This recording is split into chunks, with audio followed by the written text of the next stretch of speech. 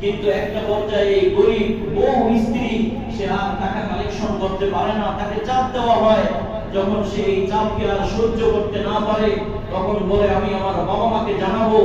ওই রাত্রে, যে রাত্রে কথোপকথন হয়েছে দীর্ঘ রজনীতে রাত্রে, এই মত্ত যুবক এসে ধারালো অস্ত্র নিয়ে তার দুটো সন্তানকে আগে জবাই করেছে, তারপরে নিজের স্ত্রীকে জবাই করেছে, পরিশেষে তার শেরক ওই খাটের মধ্যেই শায়িত ছিল 10 থেকে 12 বছরের, তাকেও নির্মম ভাবে জবাই করে হত্যা করেছে।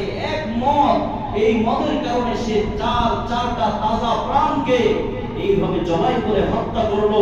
বলেন এরকম ঘটনা আমাদের সমাজে অহরহ হচ্ছে কি হচ্ছে না? অনেক বেশি পরিমাণে হচ্ছে।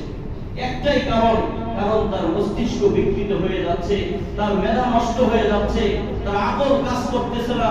এজন্য এটা নেশা। আপনি যতই চেষ্টা করেন হঠাৎ করে এটা থেকে বিরত রাখা যাবে না, আমাদেরকে সুকৌশলে কাজ করতে হবে। দেখেন ইয়াবা এবং মদ্যপ সে গ্রেফতার হয়ে থানায় যায়। আমাদের উস্তাদ মধুপুরের বিশ্বাহী মধুরের ছেলে, উনি যখন থানায় ছিলেন এই আওয়ামী সরকারের আমলে, উনি শোনালেন যে আমার সাথে গারদে একজন যুবককে রাখা হয়েছে।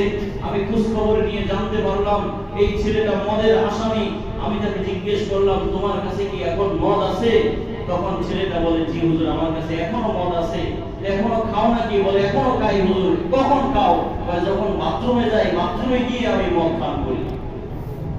তো হুজুর দেখলেন যে ছেলেটা বাথরুমে গিয়ে আসলেই মদ পান করতেছে, ধোঁয়া উঠতেছে।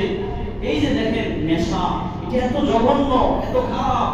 একজন রাজমিস্ত্রি যোগালির কাজ করে, কাঠ মিস্ত্রি সে হেল্পার হিসেবে কাজ করে, একজন লেগুনা চালক সারাদিন লেগুনা চালিয়ে এই যাত্রাবাড়ি থেকে আপনার সে ধুলাইবার যায়, জোড়ায় যায়, কয় টাকা আর কামায়। সারাদিন এই রক্ত ঘাম আর অস্ত্র বিধৌত টাকা উপার্জন করে রাত্রে সে মদ কারবারের মাধ্যমে টাকাগুলো খতম করে শেষ করে পরিবারের খবর নেয় না, স্ত্রী সন্তানের খবর নেয় না। এইভাবে আস্তে আস্তে এক একটা সংসার ধ্বংসের রোষানলে চলে যাচ্ছে। ঠিক কিনা বলেন? আহা